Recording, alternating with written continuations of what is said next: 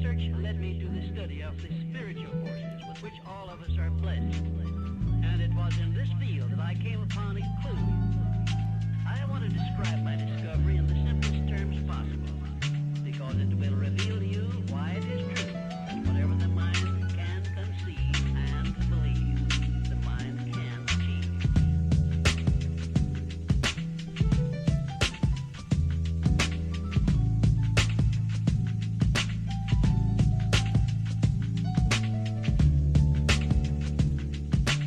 When you speak of your poverty and lack of education, you are simply... I was feeling like playing with gouache in my sketchbook, doing one of those spreads where I don't really plan much and just go with a creative flow. And I was really in the mood for vibrant colours, and I remembered I had this screenshot from a while back of a reel of this beautiful tulip arrangement, so I used that as my inspiration. I started with a quick sketch with my red pencil, and I was really in the mood to paint, so I didn't spend that much time at all on the sketch. When I'm painting with gouache, I use the sketches more as an initial guide, as I tend to cover them quickly with my first layer of paint.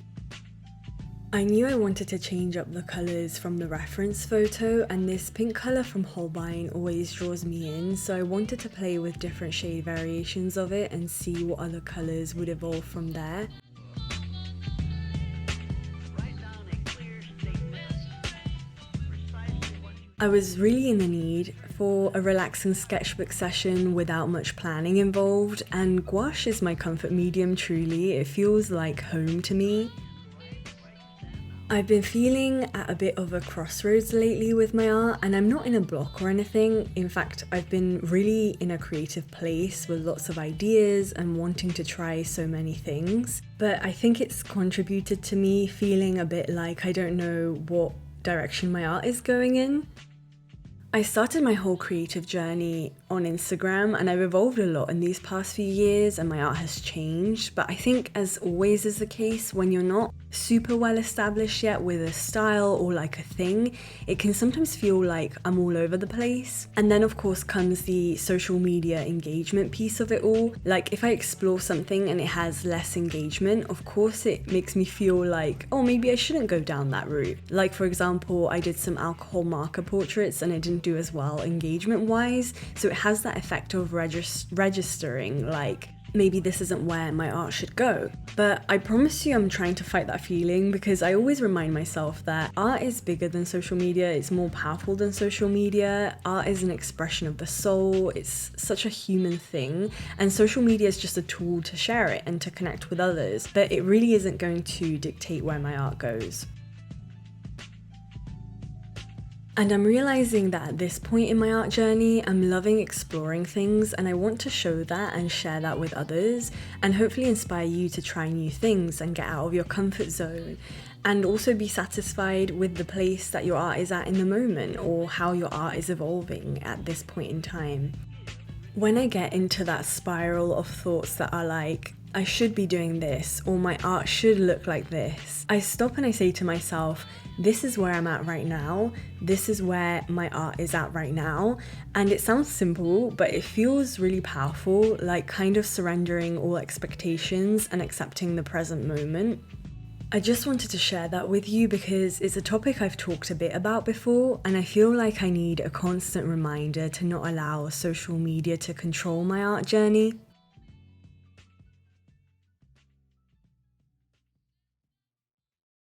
There's something about painting plants and leafy things that I find so relaxing. Maybe it's the colour green too that's so calming. I also found the paint strokes for this piece to be really nice to do because they were long and delicate, so the process itself was really enjoyable, and that's something I really prioritize, how I feel during the process. I recently saw something and I completely forgot where I saw it. I wish I'd taken a note of it, but it said something along the lines of find your process, not your style. Like, you know that age-old question that I feel so many of us fixate on, myself included, of how do I find my style? And I've had that question come to me a bit too, and I always find it so funny because I don't feel like I have a distinguishable style that you can see across all of my art, but I guess other people do perceive a style from me. But anyway, I think I'm not as fixated on finding my style as I used to be. Like, I definitely would love to achieve that feeling of people being able to tell that the art is made by me, like having that distinguishable element, but I used to yearn for that a lot more than I do now. And I think that's because I've become more focused on my process.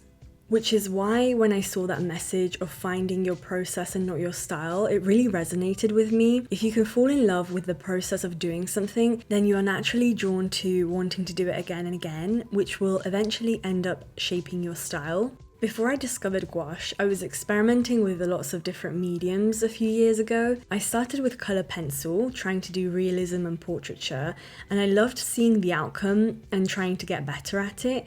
I was really trying to strive for those really striking, realistic portraits. I don't think I ever got there, but it was fun to do. But I didn't love the process as much because I found it quite tedious, and so I found it more difficult to get myself to start a new piece. I think falling in love with your process really helps with consistency in art making actually. I asked on Instagram what questions you had for me for this chatty video, and someone asked me how I stay consistent with art making. And reflecting back, since I shifted my priority to enjoying the feeling of creating versus focusing as much on the outcome, it takes me less time to actually start a piece or just doodling in my sketchbook because it doesn't feel like a task. It feels like engaging in something that relaxes me and brings me joy. So most of the time it feels like an easy thing to get to creating. What I create is a whole different ballgame because it can be hard to know what you want to make, and that can definitely block me more and make me less consistent. So what I've gotten into the habit of doing, which took me some time but now feels kind of like a part of me and my routine, is to capture everything I see that sparks that feeling of, wow, I want to capture this,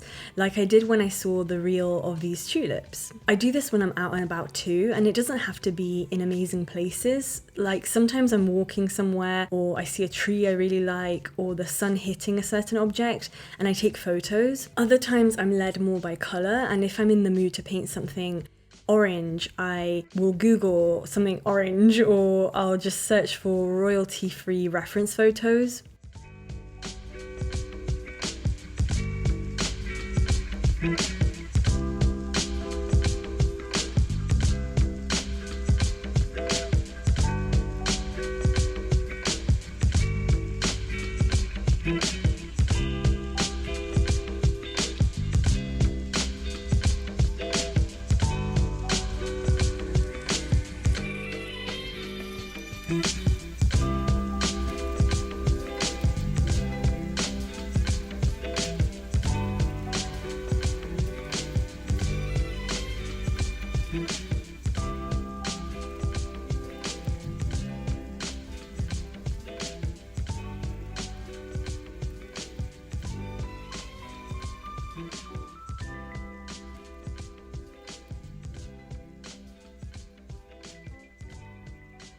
I really love how this turned out. I love the combination of the pink and the orange and the green and the vibrancy of the colours that I was able to achieve, and how it looks on tone paper. I miss doing these vibrant spreads.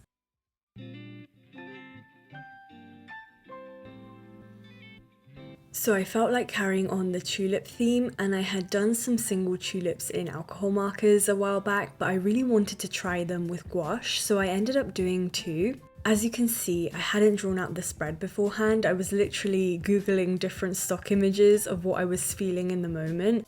That's what I love about doing these unplanned spreads. I don't know how they're gonna turn out until I finish them. For these tulips, I did a lot of blending on the page with gouache, which is why I love this medium so much. You can reactivate it with water, so it's easy to get those smoother transitions on the page.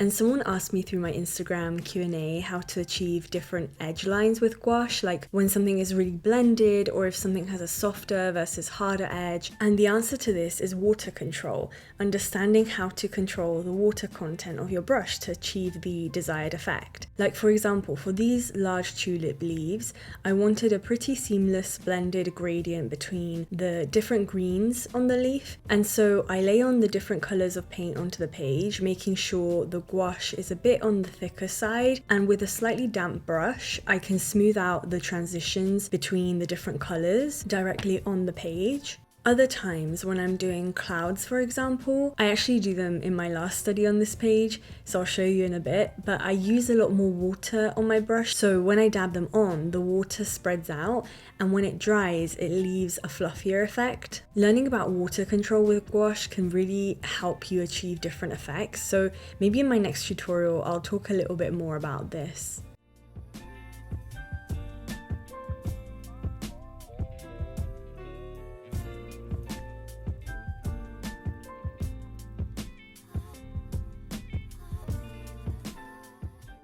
I wanted to do this second tulip and have it coming down the page to balance with the first one.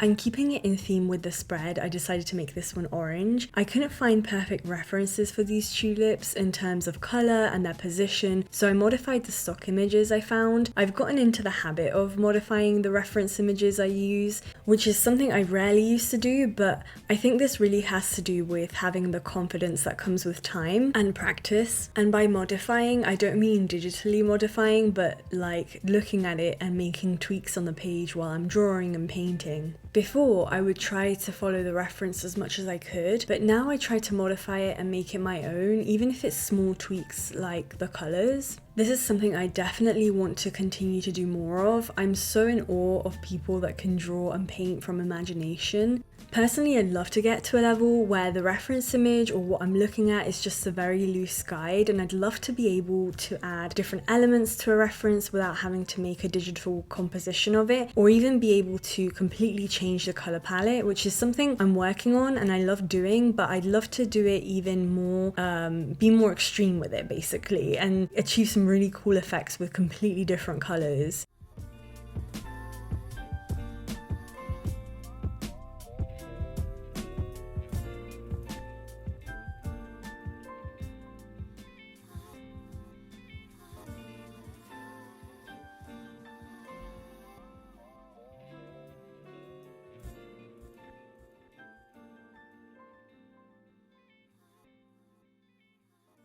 Okay, by this point I had decided this was a fully tulip themed spread, so I found 2 images on Unsplash of some tulip fields and I kind of combined them on the page to create this mini landscape. So kind of what I was talking about with regards to modifying images in your head to paint them.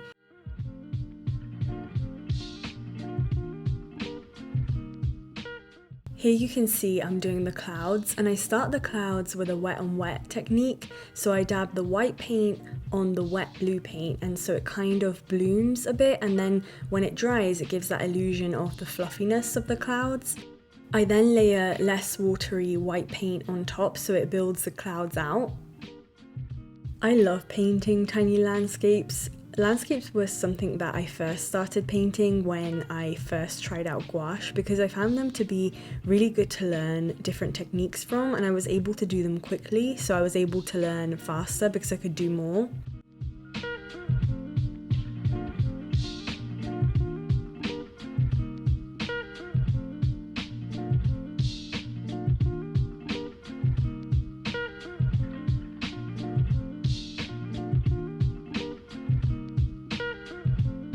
While I waited for my paint to dry, I went back to the orange tulip because I decided it needed more depth and contrast. Darker colours in gouache dry lighter, so sometimes I realise later on that something needs more darker values.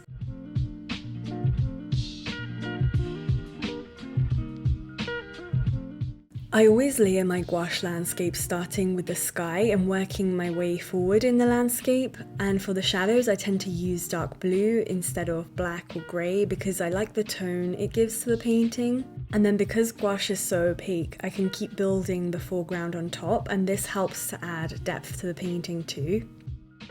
I always go from the darker colours to the lighter colours, starting with the dark greens, then the mid-tone greens, then the highlights of the grass and the leaves.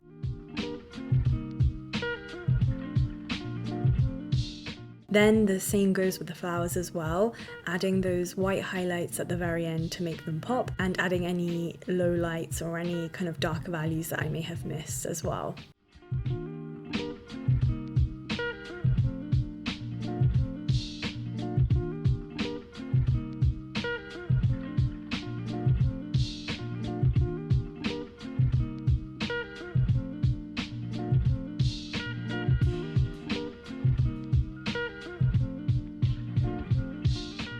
I had a really great time doing this spread and I really love the colours. I need to lean into colour even more in my art. I don't really know what that means or what it looks like, but I just love vibrant colours. They feel like my thing, or at least they feel like where I want my thing to go. Anyway, I hope you have a great day and I will see you in my next video. Bye!